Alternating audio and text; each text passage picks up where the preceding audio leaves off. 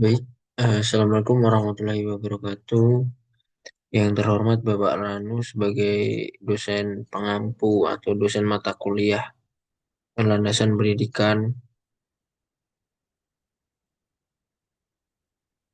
Baik, di sini saya akan izin mempresentasikan terkait proyek yang saya buat mengenai PPT yang berjudul analisis masalah-masalah pendidikan. Nah, ya izin share screen terlebih dahulu.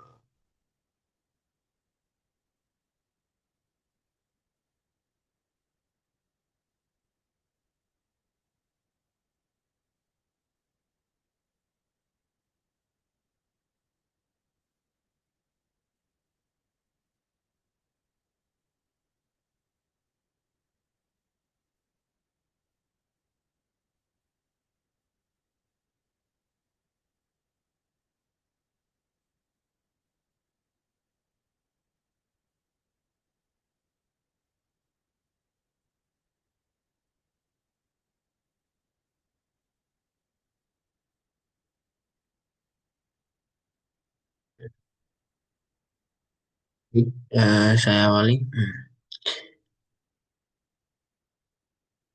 Yang pertama itu analisis masalah masalah pendidikan atau tantangan dan solusi inovatif.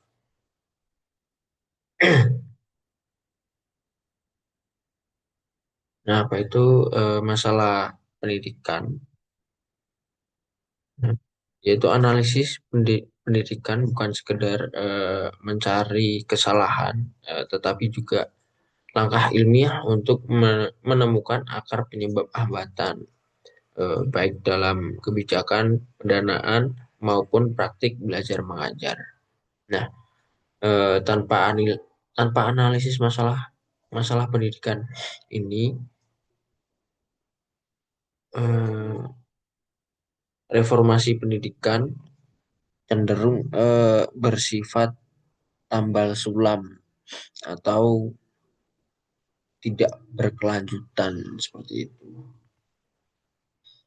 Baik, kita lanjut ke poin yang pertama, yaitu mengapa analisis masalah pendidikan ini penting.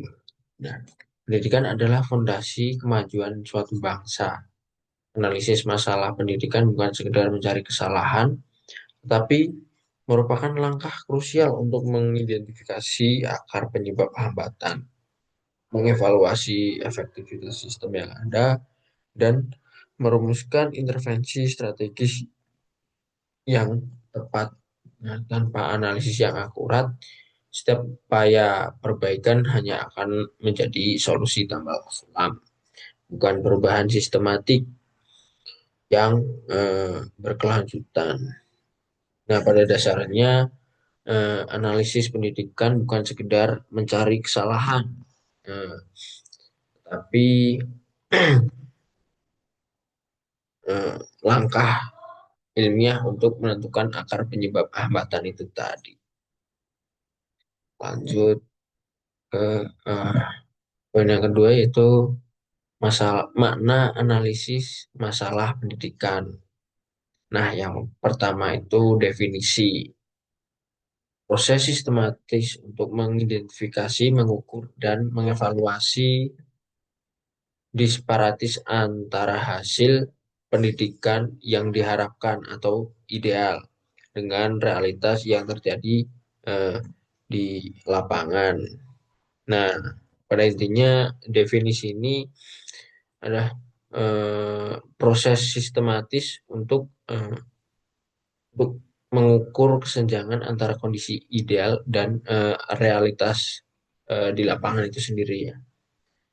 Kemudian poin yang kedua, tujuan utama, yaitu mengungkap faktor-faktor penyebab masalah. Nah, misalnya kurangnya dana, kurikulum yang usang, kompetensi guru yang rendah, dan merumuskan rekomendasi kebijakan berbasis bukti. Nah, pada intinya tujuan utama ini adalah menemukan faktor-faktor penyebab kurangnya dana tadi, kualitas guru yang rendah tadi, kurikulum atau infrastruktur tadi, serta menyusun rekomendasi berbasis data. Dan di poin yang ketiga ada ruang lingkup. Nah, ruang lingkup ini mencakup semua aspek sistem pendidikan dari input, dana, sarana, guru, dan proses atau pembelajaran hingga output atau prestasi siswa atau kesiapan kerja. Nah, ruang lingkup ini pada dasarnya meliputi input sumber daya atau proses yaitu itu tadi metode belajar tadi dan output atau hasil belajar dan kesiapan kerja serta didik. Nah, dari makna analisis masalah pendidikan ini menjadi peta jalan bagi pengambil keputusan untuk memprioritaskan sumber daya dan intervensi yang paling berdampak pada pendidikan di Indonesia ini. Nah, eh, kesimpulan dari makna analisis ini adalah analisis ini dapat menjadi dasar kebijakan yang tepat sasaran dan efisien atau sesuai dengan apa realitas yang terjadi di lapangan. Itu kemudian ada jenis-jenis masalah pendidikan di Indonesia. Masalah pendidikan di Indonesia dapat diklasifikasikan menjadi tiga kategori utama yang seringkali saling terkait dan memperburuk satu sama lain. Nah, yang pertama yaitu masalah kuantitas atau akses, berkaitan dengan seberapa banyak masyarakat yang dapat menjangkau layanan pendidikan yang layak. Misalnya, angka partisipasi sekolah, pemerataan geografis. Nah, masalah kualitas atau akses ini eh, pada dasarnya yaitu seberapa banyak warga yang bisa menikmati pendidikan, termasuk ketimpangan antara wilayah. Contohnya dari eh, wilayah kota ke wilayah desa. Nah, ini kan biasanya di wilayah kota infrastruktur dapat dicontohkan dari infrastruktur olahraganya. Nah, itu kan biasanya di kota itu punya infrastruktur yang lengkap. Sedangkan di desa itu kan hanya apa ya, hanya sekedar itu saja seperti bola, kun dan lain-lain. Kemudian ada masalah kualitas atau mutu berkaitan dengan standar dan hasil pembelajaran. Misalnya nilai PISA yang rendah, kompetensi lulusan, dan kualitas pengajaran. Nah, rendahnya hasil belajar PISA tadi dapat berkaitan dengan metode mengajar yang belum adaptif dari guru sekolah tersebut. Kemudian ada poin yang ketiga ada masalah relevansi atau kesesuaian. Berkaitan dengan kesesuaian antara apa yang diajarkan di sekolah dengan kebutuhan real masyarakat dan pasar kerja atau keterampilan abad ke-21. Oke, next. Jenis masalah yang pertama. Nah, ya yang pertama yaitu aksesibilitas dan pemerataan. Nah, yang pertama yaitu disparatis geografis. Disparatis geografis ini adalah kesenjangan yang ekstrim antara fasilitas pendidikan di perkotaan dan daerah 3T, terdepan, terluar, dan tertinggal.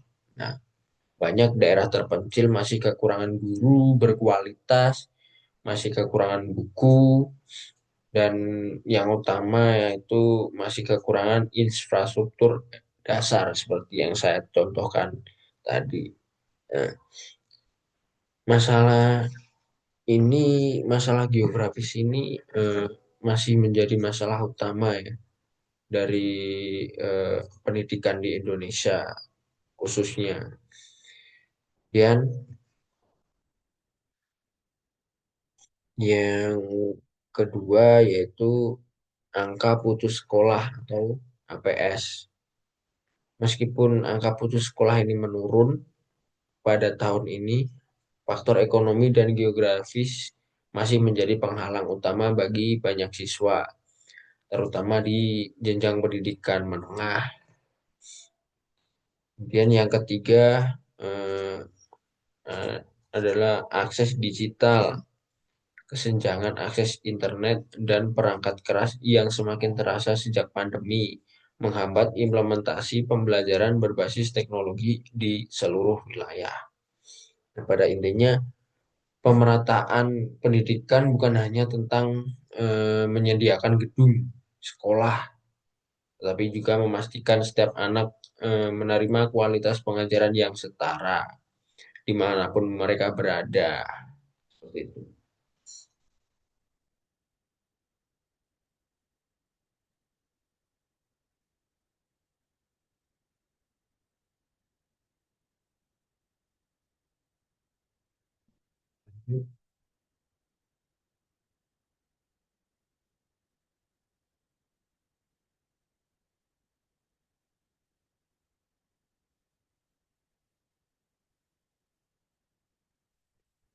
Jadi masalah yang kedua dan ketiga, kualitas tenaga pendidik dan kurikulum.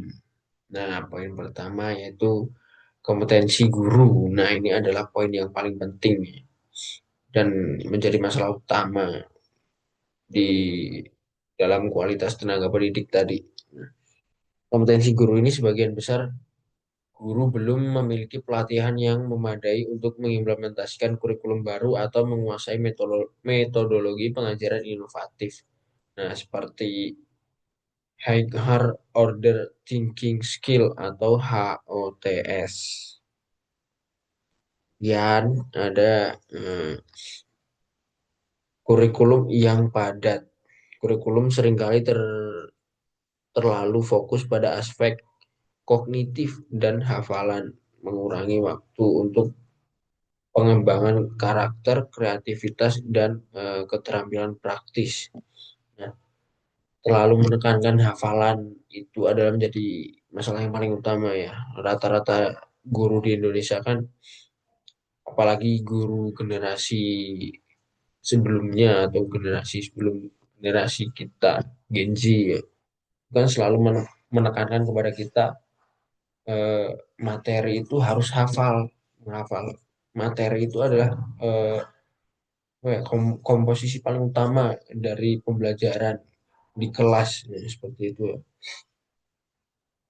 Nah, dan kurang dari hafalan tadi sehingga eh, menjadikan kurangnya atau kurang menumbuhkan kreativitas dan karakter siswa. Nah, karena siswa itu tadi dibebani dengan harus hafal materi ini sehingga pemikiran kreatif siswa itu tidak bisa apa ya, tidak bisa tergali seperti itu. Kemudian di poin yang ketiga ada sistem evaluasi. Sistem evaluasi yang masih berorientasi pada ujian nasional atau berbasis skor seringkali gagal mengukur kemampuan siswa secara holistik, termasuk kemampuan non-kognitif.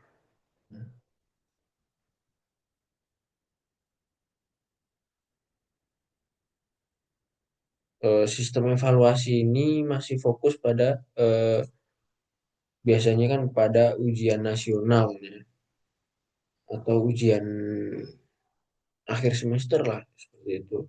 Nah, belum menilai eh, kemampuan non kognitif siswa itu sendiri seperti kolaborasi dan bagaimana siswa itu berpikir secara kritis. Nah, kesimpulannya dari kualitas tenaga pendidik ini atau masalah yang kedua ini yaitu reformasi pendidikan harus dimulai dari pelatihan guru itu sendiri dan penyederhanaan kurikulum.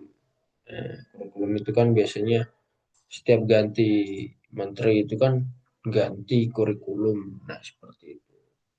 Sehingga kan baru mulai mengerti kurikulum yang ini harus dibebankan lagi dengan kurikulum yang baru. Kemudian ada relevansi dengan kebutuhan industri dan pasar kerja. Lulusan sering menghadapi kesulitan dalam bertransisi ke dunia kerja karena adanya ketidaksesuaian keterampilan atau skill mismatch antara yang dipelajari dan yang dibutuhkan industri. Nah, masalahnya kan biasanya eh, dapat saya gambarkan seperti ini ya. Nah, yang pertama itu pendidikan sekolah, kurikulum tradisional kurang adaptif. Kemudian lanjut ke ketidaksesuaian keterampilan, kesenjangan antara belajar dan kebutuhan industri. Kemudian lanjut ke rendahnya daya saing, lulusan kesulitan terserap pasar kerja. Nah, akhirnya kan seperti ini.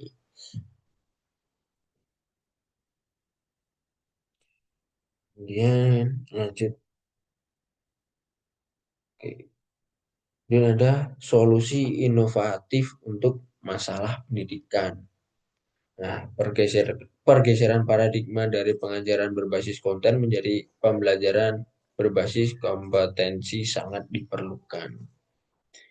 Nah, yang pertama itu pemanfaatan attach atau platform digital untuk pelatihan guru berkelanjutan dan penyediaan konten pembelajaran yang dapat diakses di daerah terpencil. Nah, itu kan sangat penting ya. Nah, pemanfaatan edtech tadi bisa digunakan eh, contohnya dengan platform digital. Nah, untuk pelatihan guru dan akses konten belajar siswa.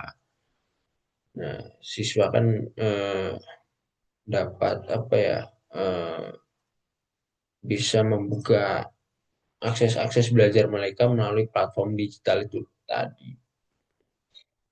Kemudian yang kedua ada transformasi pelatihan guru. Fokus pada pedagogi aktif, penguasaan teknologi, dan praktik pengajaran yang mendorong kemampuan HOTS pada siswa.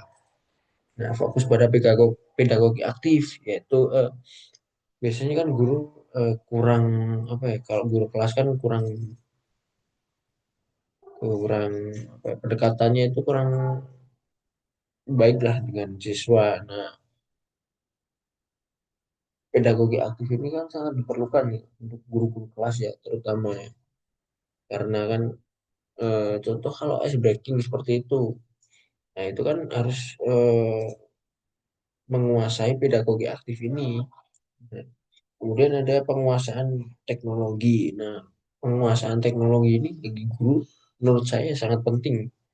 Karena kan apalagi di zaman sekarang ya, apa di era digital ini kan penguasaan teknologi sangat diperlukan ya bagi bagi siswa. Siswa kan dapat diperkenalkan dengan teknologi-teknologi yang ada pada saat ini gitu. Seperti itu. Kemudian ada kurikulum adaptif, kurikulum yang lebih ramping, fleksibel, dan memberikan ruang bagi sekolah untuk menyesuaikan materi dengan konteks lokal dan kebutuhan siswa. Kurikulum fleksibel ini kan sangat diperlukan ya, karena kan setiap setiap desa, setiap kota itu kan berbeda-beda permasalahannya. Nah, kurikulum ini berperan kan untuk tidak membebani guru itu sendiri atau sekolah atau siswa itu sendiri. Sehingga kurikulum itu harus bersifat fleksibel. Nah, kurikulum ini selain fleksibel, eh, bisa disesuaikan dengan daerah masing-masing. Setiap daerah kan beda-beda permasalahannya. Kemudian ada kemitraan vokasi erat, model pembelajaran teaching factory dan megang magang wajib yang terintegrasi langsung dengan standar dan teknologi industri terkini. Ya, contohnya magang wajib. Magang wajib kan sekarang sudah berjalan ya. Ada teaching factory dan keterlibatan industri. Dan di poin yang kelima ada akselerasi infrastruktur. Prioritas pada pembangunan infrastruktur digital atau internet cepat dan fisik di wilayah 3T atau 3T tadi atau tertinggal, tercepat, terdahulu untuk memastikan pemerataan akses. Nah, percepatan pembangunan infrastruktur digital dan fisik. Nah, ini kan difokuskan pada daerah 3T tadi. Nah, maknanya eh eh kesimpulannya dari solusi inovatif dan untuk masalah pendidikan ini adalah solusi harus terintegrasi bukan parsial. Inovasi teknologi dan kebijakan harus berjalan beriringan atau bersama-sama.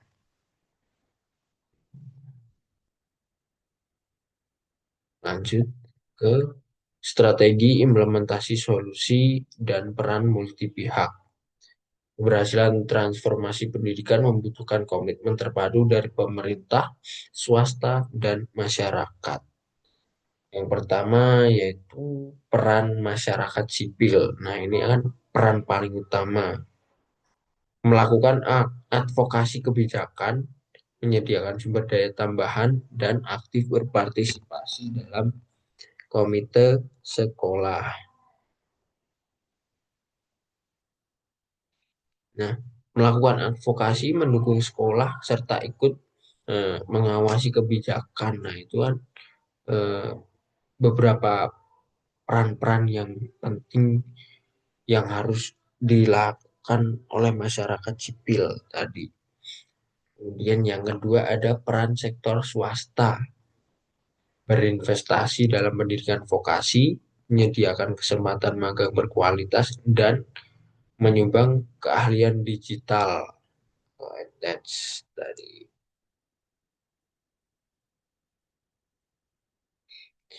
Kemudian ada peran pemerintah, menetapkan prioritas anggaran untuk pelatihan guru dan infrastruktur di daerah 3T, serta memastikan implementasi kebijakan yang konsisten dan akuntabel. Nah, sinergi ini sangat penting untuk menutup kesenjangan antara kebijakan di atas kertas dengan praktik di ruang kelas atau di real lapangan itu sendiri. Oke, lanjut. Nah, kesimpulannya adalah eh, makna analisis masalah-masalah pendidikan.